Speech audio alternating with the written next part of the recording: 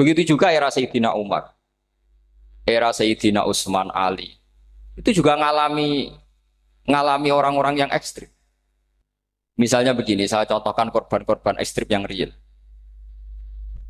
Sayyidina Ali itu masyhur, dia punya musuh besar namanya Muawiyah. Karena permusuhan ini tidak bisa dihindari. Jadi kalau dalam fikih Islam, ini anak-anak saya ajari fikih. Kalau orang mukmin membunuh orang mukmin itu hukumnya dosa besar apa kecil? Besar. Itu di bab kisos. Tapi orang fikih itu unik. Di fikih itu ada kitab sial namanya. Di takrib ada kitab sial. Dan di situ ada penjelasan mangkutila dunamali fahuwa syahid. Orang yang dibunuh karena membela hartanya atau keluarganya, itu dia mati syahid. Kalau dia posisi membunuh, maka malingnya atau penjahatnya muhaddarun damu. Gak punya hak nuntut kisos karena dia anggap gak ada artinya darah. Nah sekarang begini, suatu saat ada garong ke rumah Anda, ingin membunuh Anda karena ingin mengambil harta Anda. Anda ingin ingat status mukminnya atau status garongnya. Terus kamu mau dibunuh diam aja. Saya tidak mau membunuh orang mukmin atau membunuh orang muslim. Nah, kesulitan yang dialami Sayyidina Ali seperti itu. Orang-orang Khawarij cara berpikir Ali ku geblek. Wong mukmin kok pengen mateni wong mukmin. Muawiyah ya geblek pisan. Wong mukmin kok pengen mateni orang. Padahal suasana sudah kacau. Ketika seorang penjahat mau membunuh yang punya rumah dan yang punya rumah ingin membunuh penjahat. Itu namanya mukmin bentrok sama orang mukmin. Apa orang benar sahibul hak ingin mempertahankan haknya? Tidak sampai saya tanya. Itu sahibul hak, yaitu yang punya rumah, ingin mempertahankan haknya. Meskipun dalam duel ini kadang terjadi pembunuhan. Nah di sini ini ya, ulama ahli sunnah menyebut masalah istihadiyah. Kelompoknya Sayyidina Ali mempertahankan nyawanya, meskipun dengan cara membunuh pasukan Muawiyah. Pasukan Muawiyah juga mempertahankan nyawanya, meskipun harus membunuh pasukan Ali. Zaman itu susahnya istihad seperti itu. Tapi orang Khawarij cara berpikir enggak, ini biang keladi masalah itu Ali sama Muawiyah. Mereka malah rapat, ya sudah dua-duanya bunuh saja. Ya masyhur tuh, akhirnya Sayyidina Ali dibunuh oleh orang Khawarij. Makanya ini penting ya, pentingnya ngaji seperti ini. Jadi kamu harus dilatih berpikir nubuwah. Ya, dilatih berpikir apa? Nubuwah disebut al-ulama warasatul. Meskipun dengan cara yang ekstrim, tapi pikirannya saja, jangan perilakunya. Saya punya contoh sekian kasus, sekian tragedi. Misalnya begini, saya itu dulu punya teman, dia soleh, bisa baca Fathul Mu'in. Dia itu janggal, bilang sama saya, Gus, tidak biasanya Rasulullah itu agak-agak nyindir orang fakir. Ini kok ada hadis kadal fakru ayakuna kufur, bahwa kefakiran itu mendekati apa? Kekufuran. Dia itu aneh sekali. Biasanya tidak biasanya Rasulullah kritik seperti itu. Walhasil ini singkat cerita, anak ini ngalami satu trauma. Dia itu miskin. Gara-gara miskin gitu jadi buruhnya orang non muslim. Dan sering disuruh nganter majikannya itu ke tempat-tempat lokalisasi. Dia mulai mikir, ini gara-gara fakir saya harus nganter orang ke lokalisasi. Mulai ingat dia, Sodaqah Rasulullah, ini gara-gara fakir saya jadi pengantar orang ke lokalisasi. Suatu saat majikannya itu benar-benar bangkrut. Malah tidak disuruh nganter. Pokoknya carikan yang cantik bawa sini. Pusing. Nah, dia akhirnya walhasil lari terus keluar. Terus dia cerita betapa ekstrimnya fakir, sehingga gara-gara fakir saya harus jadi penolong orang yang mau apa mak. Anda boleh berpikir ekstrim, tapi ekstrim dalam melawan kemungkaran itu tadi. Saya nggak boleh jadi fakir, tapi takutnya fakir yang nanti jadi alat kemak. Imam Ghazali juga punya contoh seperti itu. Imam Ghazali pernah marah besar ketika tren di Baghdad itu orang belajar fikih semua. Hatta la yakuna thamma tabibun illa min ahli dhimmah, kata beliau. Sampai di Baghdad itu tidak ada dokter kecuali orang kafir dhimmah. Akhirnya kalau ada ulama sakit, saya masih ingat pas kecil, kalau ada ulama sakit itu tidak boleh dibawa ke rumah sakit. Takutnya ketemu dokter muslim, non muslim malah disuntik langsung apa? Akhirnya ulama saat itu berfatwa, orang Islam harus ada yang jadi dokter. Banyaklah gus-gus yang sekolah ke dokter. Yang masyhur ya seperti Sahal itu, Sahal bin Abdul Fattah. Itu dulu putranya Ki Fatah yang menolong Mbah Mahfud saat sembunyi. Saking idolakannya Basal, anaknya dinamakan Sahal, tapi dia jadi dokter spesialis bedah. Begitu seterusnya urusan negara. Dulu itu orang jabat itu tidak boleh, karena jabat itu dekat dengan syubhat, dekat dengan haram. Tapi gara-gara pejabatnya non-muslim, kalau bikin aturan ya ala non-muslim. Ulama akhirnya sadar, andikan kita yang jabat pasti tidak seperti itu. Bisa bikin perda ini, bisa bikin pelaturan begini yang menguntungkan Islam. Nah, jadilah banyak pejabat yang sekarang muslim. Tempat-tempat maksiat di obrak-abrik sama Satpol PP macam-macam. Kita untung. Tapi kalau orang-orang Khawarij pikirannya pokoknya pejabat itu dekat dengan haram, dekat dengan syubhat. Padahal dengan kita jabat bisa bikin perda atau apa yang menguntungkan Islam. Kemudian menjadi masalah baru secara fikih. Ini adik-adik dengerin biar kulino senam fikih. Kalau caleg soleh, misalnya Mas Nadif nyalek, ini tadi tak guyoni, mau jadi bupati ndak, kalau ya mau saya dukung. Jadi misalnya gini ya, Zaid sama Bakar, misalnya Bakar itu orang soleh, mau jadi calon lurah. Dia tahu kalau dia lurahnya kampung lebih baik. Kalau yang jadi ini Zaid, itu kampung itu rusak, karena dia suka dugem, suka macam-macam. Kemudian Zaid ini pasti jadi karena beli suara. Misalnya per kepala itu dibeli 50.000. Bakar ini kalau nggak beli suara, kalah. Padahal dengan kalahnya Bakar artinya kemenangan, kemungkaran. Itu zaman era Fathul Mu'in, muridnya Ibnu Hajar Al-Hitami.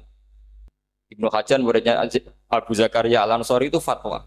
Yang soleh ini wajib beli suara, bukan boleh, wajib beli suara. Tapi ini namanya tidak nyuap, perlu dicatat, ini namanya tidak nyuap. Jadi tidak bisa kamu kaitkan misalnya ar-rosi wal murtasi benar. Yang nyuap maupun yang menerima suap adalah sama-sama di neraka. Tidak bisa seperti itu. Karena logikanya dibalik. Sekarang Bakar ini beli suara itu untuk membeli kebenaran. Untuk mengawal kebenaran. Zaid beli suara untuk menopang kebatilan. Berarti namanya Bakar ini penyuap atau pembeli kebenaran? Pembeli kebenaran. Harus dibedakan. Nah, ini pentingnya ulama. Memang nyatanya seperti itu. Yang dikatakan nyuap, riswah itu adalah membayar uang li'ibtolil hakti untuk membatalkan kebenaran atau membenarkan kebatilan. Itu namanya nyuap. Tapi kalau mengeluarkan uang untuk menghakkan barang hak dan membatalkan barang batil, itu namanya uang berjuang. Nah ini pentingnya mikir. Jadi ulama itu mulai dulu sudah kreatif. Nah sekarang sudah banyak orang-orang khusyuk yang biasa di masjid khusyuk. Kalau ditanya zaman akhir rusak kabeh, wong soleh-soleh wis nyuap. Kalau orang soleh ini tidak nyuap ya tidak jadi. Kalau nggak jadi mereka nggak ada yang jadi DPR, nggak ada partai Islam, habis malah Indonesia. Saya itu punya kenalan banyak pakar-pakar di Jakarta, itu cerita saya Pak Bahar. Indonesia itu solusinya gampang. Kita ini punya Bali, punya Batam. Itu kalau Bali dimakaukan, Batam dikayakan Hollywood. Amerika kaya itu bukan karena hebat. Pornografi dijual. Tinju di Nevada itu dijual, di Las Vegas dijual. Apa saja dijual. Kok tidak kaya itu gimana? Sementara Indonesia mau aur-auran gitu sukan partai Islam. Sebenarnya Indonesia gampang. Kalau ingin kaya, Bali itu dikayakan Hollywood atau dikayakan Makau, jadi kota judi. Batam dijadikan kaya Las Vegas. Itu transaksinya pasti triliunan. Orang kamane wong wudo dijual, judi dijual, orang tinju dijual. Tapi gara-gara ada partai Islam, nyari rumus solusi ekonomi itu yang tidak seperti itu. Akhirnya kangelan. Akhirnya rapat isu. Tapi barokah tetap barokah partai apa? Yang menangnya caleg-calegnya rata-rata ya beli. Kalau tidak beli habis. Saya bukan menghalalkan nyuap, enggak. Kalau nyuap tetap haram ila yaumil qiyamah. Tapi kalau suratul masalah seperti ini kamu mengatakan suap itu beda. Ini suratul masalah yang tidak ada kaitannya dengan Asal lawannya batil, kecuali lawannya sama-sama hak. Dua calon di kampung itu soleh sama soleh. Ini yang soleh bayar nggak boleh karena siapapun yang jadi soleh itu nggak boleh. Makanya kalau cari musuh yang dolim biar halal ya. Sekarang ya seperti itu. Kamu biasa heroik, biasa ngasih kiai kamu, ngasih hadiah kamu, biasa ngasih ibu kamu uang. Ternyata ibu kamu setelah kamu kasih uang, dikasihkan adik kamu atau kakak kamu yang nggak pernah kerja, terus kamu marah-marah, ini tidak adil. Saya yang memberi nggak dikasih, ini yang nggak kerja dikasih terus. Loh kamu biasa jadi pahlawan kok turun kelas menjadi apa? Pasien. Kamu milih jadi pahlawan apa pasien? Pahlawan. Jadi sebetulnya faham-faham ekstremis ini dari kegoblokan. Dari kegoblokan berpikir nubuah sehingga tidak punya rasa ibadah. Lah ini yang menjadi orang-orang ekstrem.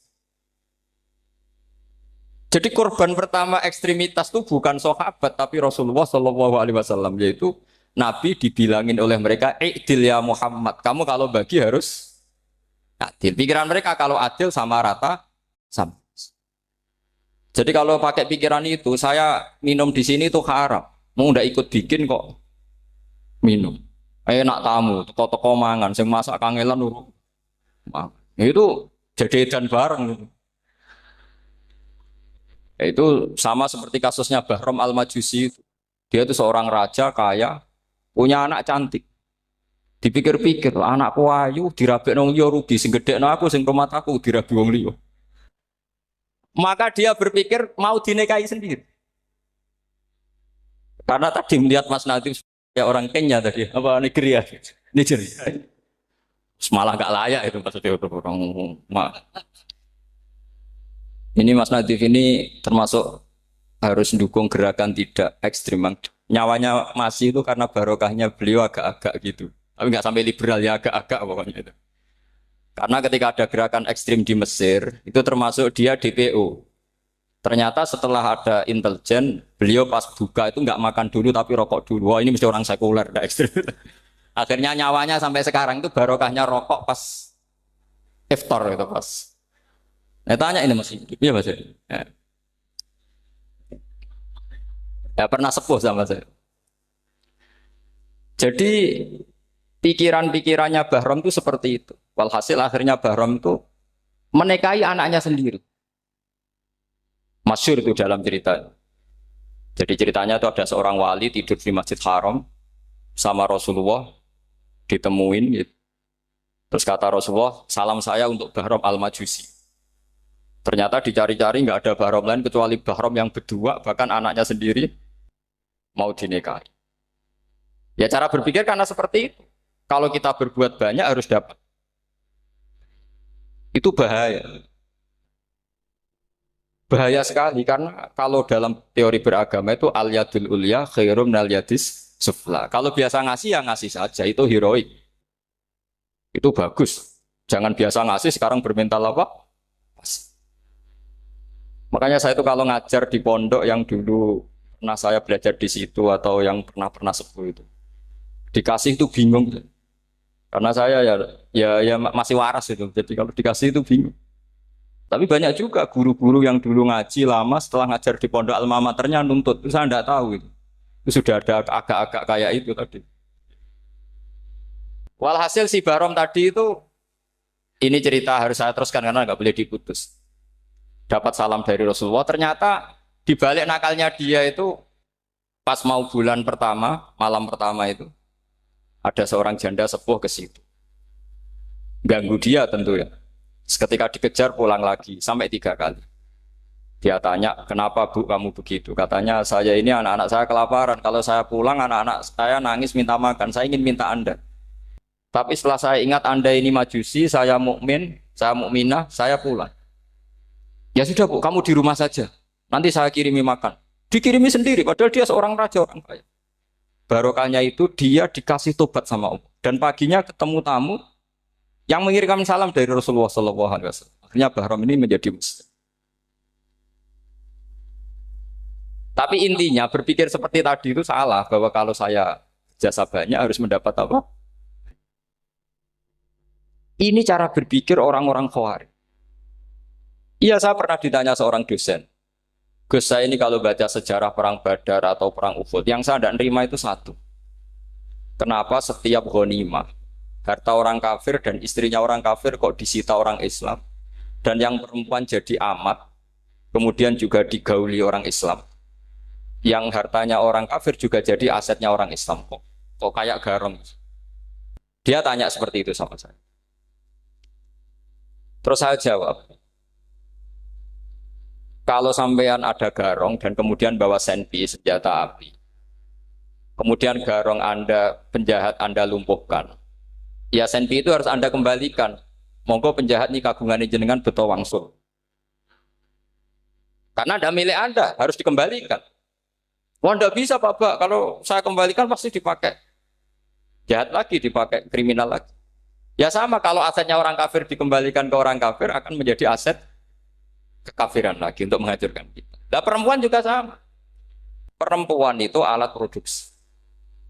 Jika perempuan tadi dikembalikan ke orang kafir, maka kamu menolong populasi orang.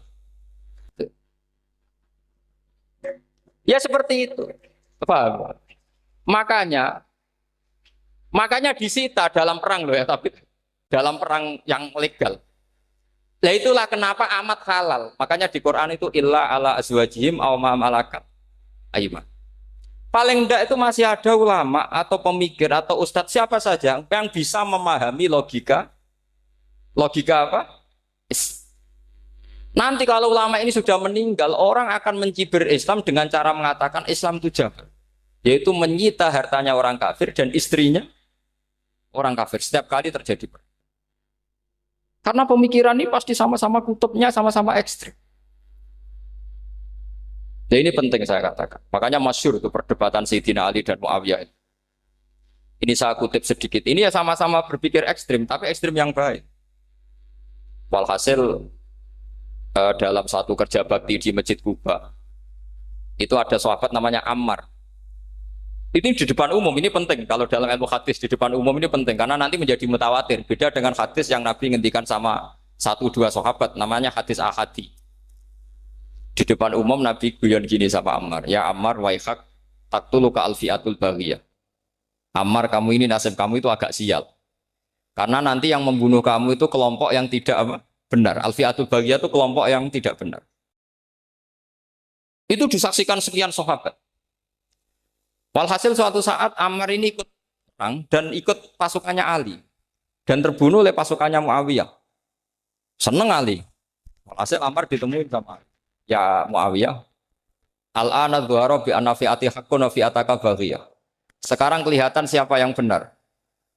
Saya yang benar, kamu yang salah. Kenapa? Karena Ammar kelompokku dan terbunuh oleh kelompok kamu. Padahal kata Rasulullah yang membunuh Ammar adalah kelompok yang salah. Muawiyah pintar sekali, dia jawabnya gini, laula kama kutila Ammar. Ammar terbunuh karena bela-belain kamu. Kalau kamu tidak nyuruh dia perang juga nggak terbunuh kan. Jadi kamu ikut andil, terbunuhnya siapa? Ammar. Tapi apa kata Sayyidina Ali? Idzan qatala Rasulullah Hamzah. Kalau teori itu Anda pakai, Rasulullah pun membunuh Hamzah.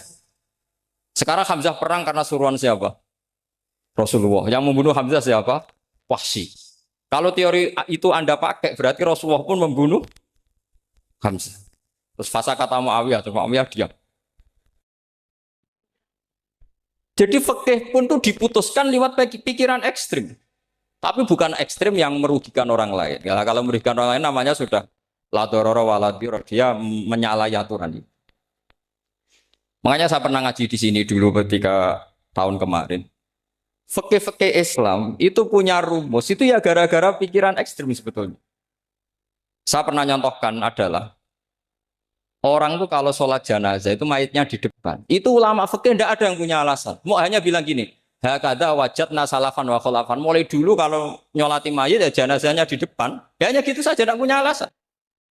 Makanya ulama lain mengatakan tidak apa-apa jenazah di belakang, yang sholat di depan. Kenapa? Fa innaha laysat bimanzilatil imam. Memangnya jenazah imam harus di depan. Itu ya tidak ada yang bisa bantah. Bagaimana mungkin harus di depan? Oh, enggak imam kok harus. Yang harus di depan itu imam. Jenazah itu imam apa enggak? Enggak. Terus alasan kedua sholat ghaib. Kalau ada orang mati di Surabaya, Mas Nadib di sini, sholat gaib boleh enggak? Boleh. Jenazahnya di depan apa belakang? Belakang. Di belakang kan? Berarti harus enggak jenazah di depan? Ya dia mau ngakeh yang jelas kalau itu. Lah ini contoh-contoh kecil. Nah orang Khawarij itu orang yang paling tidak mau menerima otak adik seperti itu. Akhirnya jadi goblok bareng tadi. Ya makanya Rasulullah pun jadi korbannya Khawarij. Muhammad kamu harus adil. Karena pikiran mereka adil itu yang memberi banyak ya dapat banyak. Kalau pikiran nubuah tidak seperti itu. Kalau yang biasa memberi, biasa heroik, biasa baik ya biar tetap biasa memberi. Jangan dilatih jadi apa? Pasien. Ini mungkin adik-adik juga agak keberatan, tapi harus dilatih. Makanya saya itu jadi kiai itu ya mulai kecil anaknya kiai butuh kiai. Saya itu ya mulang tuh senang. Saya tidak pernah terlintas dikasih santri atau dihormati ya enggak. Mungkin sampai mati agak terlintas. Ya pikiran saya sederhana. Biasa mulang pahlawan malah sekarang pasien itu malah kayak cemen, kayak turun kelas itu. Jadi saya terus ya enggak kepikiran sama sekali. Loh kalau saya minta sama Allah karena itu atasan saya. Makanya ada ulama yang ekstrim gini, ini kisah nyata. Ada ulama alim datang ke seorang raja. Rajanya ini soleh padahal. Ternyata pas raja itu berdoa, ya Allah saya kasih ini, kasih ini. Padahal ulama tadi itu mau mengajukan proposal. Mau minta apa gitu. Terus dia pulang ketika ditanya, Pak Kiai kenapa pulang? Ternyata raja itu minta zat yang sama yang saya mintai. Kalau raja saja masih minta, ngapain saya minta raja? Saya akan minta zat yang dimintai raja. Terus pulang dia. Wah itu ya pikiran ekstrim, tapi bagus ekstrimnya. Saya akan minta zat yang dimintai. Kalau sampean kan enggak, uteke saya les, sholat dinteni, tetap jalo. Oh, orang mikir seperti itu. Mang salah didik, salah itu tadi. Nah, ini harus dilatih.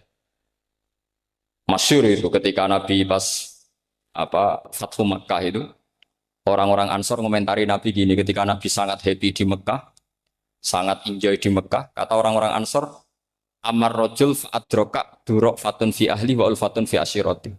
Namanya orang pasti happy kalau di kampung halaman. Jangan-jangan Rasulullah itu nanti hidup di Mekah lagi, karena Mekah sudah dikuasai orang Islam. Beliau pasti kangen sama keluarga, sama Mekah. Tapi ya sama, ketika Rasulullah mulai ngasih itu, orang-orang Quraisy dikasih banyak, orang Ansor juga pikirannya seperti itu. Baru orang Ansor dilatih pikiran nubuwah, yaitu tadi. Mereka itu dapat kambing, dapat sapi, terus pulang. Kamu mendapat saya, milih mana? Milih Rasulullah Shallallahu Alaihi Wasallam. Sekarang kamu saya balik. Kamu punya kiai, kamu bisa memberi hadiah, memberi beliau. Suatu saat kiai Anda ini kaya raya, terus sering ngasih orang-orang yang nggak pernah berjasa. Kamu nggak pernah dikasih. Itu kalau pakai pikiran Khawarij, kiai ini salah karena ngasih orang yang tidak berjasa. Tapi kalau kamu pakai pikiran nubuah, enggak. Alhamdulillah saya tetap istiqomah memberi kiai itu. Dan alhamdulillah enggak dibales. Semoga balasannya di akhir. Ya sudah seperti itu. Kalau pakai pikiran gengsi tadi seperti itu. Masa biasa memberi sekarang posisi diberi. Saya rak turun kelas. Jadi sebetulnya pikiran ekstrim itu boleh, tapi untuk yang seperti ini bukan ekstrim yang tadi. Makanya ini disebut al-hujjat. Al-hujjat itu satu logika yang bisa mematahkan asumsi awal. Ini saya harap santri-santri matolek, putra maupun putri berpikir seperti ini. Sehingga sama. Jadi misalnya sekarang dibalik. Kalau ada orang NTT yang masih non-muslim, itu orang kafir yang harus dibunuh atau orang kafir yang harus didakwai. Mesti pikirannya itu, kalau Nabi itu ya semua yang didakwai Nabi dulu orang kafir. Nah, ketika Nabi di Mekah itu pertama ketemu orang kafir itu dibunuh atau didakwai? Didakwai. Ya berarti pilihan sekarang ya didakwai bukan dibunuh. Nah soal perang itu perang itu beda dengan membunuh. Ada janjinya, ada macam-macamnya, terus nggak ada solusi itu baru ada apa? Jadi kalau sudah dibalik-balik gitu, makanya kata ulama-ulama, Khawarij itu pasti salah. Pasti salahnya adalah kalau orang tidak benar ya dibenarkan bukan dibunuh. Kalau setiap orang kafir dibunuh, Nabi kapan jadi nabinya? Karena orang kafir habis. Jadi metode bil hikmati ya ada, mau'izatul hasanah ya ada, karena orang kafirnya sudah apa? Mati. Terus, pertanyaan kedua, kalau Nabi harus ekstrim ngapain yang ngawal Jibril? Halnya Israel lebih efektif. Jadi jadi kalau sama-sama ingin ekstrim, Nabi itu nggak usah dikawal Jibril kan, enggak efektif kan? Harusnya yang ngawal itu siapa? Israel. Kan nggak repot. Nah, jadi saya mohon ini saya cerita. Jadi korban pikiran ekstrim itu bukan siapa-siapa. Pertama itu Rasulullah. Akhirnya Rasulullah menjelaskan, ya beginilah cara berpikir. Jadi saya kira demikian. Nanti mungkin kalau ada tanya-tanya, ada pertanyaan. Yang jelas kalau seputar ekstremitas itu bisa latihan. Ya sebenarnya bisa latihan di fikih. Karena fikih ini cerminan dari pikiran ulama. Ya, cerminan dari pikiran apa ulama yang tidak tekstual. Ya, seperti gini ya. Tasaddaqa Rasulullah so'an min tamrin au so'an min akidin. Ketika zakat fitrah itu Rasulullah mengeluarkan satu sok tamar. Tamar itu kurma. Kalau menurut tekstual berarti zakat fitrah harus pakai kurma. Tapi semua ulama sedunia mengatakan putih ahlil balad. Hanya dalam konteks Indonesia ya pakai apa? Beras. Berarti kata tamar diganti kut. Diganti apa? Kut. Jadi orang itu jangan diajak goblok bareng. Masa Nabi ngendikan tamar harus apa? Makanya saya pernah debat. Pak Nabi itu cingkrang. Kenapa orang-orang itu rata-rata tidak cingkrang? Saya bilang, Nabi itu hidupnya di Mekah. Kenapa Anda hidup di Indonesia? Iya, Nabi itu hidupnya di Mekah. Terus saya tanya lagi, Nabi itu hafal Quran, kamu udah hafal? Saya hafal Quran. Kalau cingkrang gampang, karek ngetok. Ya, kalau ada sunnah Rasul, Nabi hafal Quran, enggak? Hafal kan? Berarti kalau ikut sunnah Rasul, hafal Quran. Jangan cingkrak tok, ya hafal apa? Ya sama poligami juga gitu yang tadi diceritakan Mas Natif itu. Nabi itu poligami setelah Khadijah meninggal. Apa mereka mau nunggu istri pertama meninggal? Kalau ingin persis loh. Kalau ingin persis nunggu istri pertama meninggal. Ah, iya. Enggak mau juga kan? Ya biasa saja lah. Pokoknya yang dihalalkan syariat ya kita bilang halal, yang diharamkan kita bilang apa? Enggak usah sok suci isi sunnah Rasul. Saya punya banyak cerita. Abu Bakar itu dulu sering menghindari sunnah Rasul. Dulu Rasulullah itu kalau ada orang minta ya dikasih. Ketika era Abu Bakar bikin Baitul Mal. Ketika ditanya ini zaman Rasulullah tidak ada. Kata Abu Bakar, huwa Rasulullah. Beliau itu Rasulullah. Mbak gak dimanage ya negara tertib. Umar bikin pasukan. Pasukan itu diangkat negara. Kalau dulu zaman Nabi yang ikut perang bahaya, yang tidak perang namanya munafik. Era Umar tidak, militer itu ditunjuk. Dia digaji pakai Diwanul Murtazikoh. Ketika ditanya, kenapa tidak kayak Rasulullah? Huwa Rasulullah, mbak tidak tertib pun tetap negara stabil. Karena ada karismanya. Jadi kadang-kadang dalam banyak hal itu kita malah tidak boleh persis Rasulullah karena kadang banyak khususnya. Yaitu contoh yang paling masyhur di fikih ya kayak Nabi itu Neka 9 itu khususnya. Dalam strategi juga sama. Dalam strategi memanage negara juga sama. Banyak sahabat yang punya ide yang zaman Nabi itu tidak ada. Ketika ditanya, kenapa tidak persis Nabi? Katanya, huwa Rasulullah. Ya Rasulullah itu meskipun seperti itu, meskipun tidak tertib secara rasional, tetap dikawal wahyu. Makanya negara baik-baik saja. Kalau saya ini hanya Abu Bakar, kalau tidak ya repot. Umar ya sama, bikin Diwanul Murtazikoh. Utsman juga sama, di-manage negara. Sayyidina Ali juga di-manage. Kalau Nabi tidak. Tapi tidak apa-apa, karena ada karisma. Sama tak cerita nih, masalah zakat yang masyhur.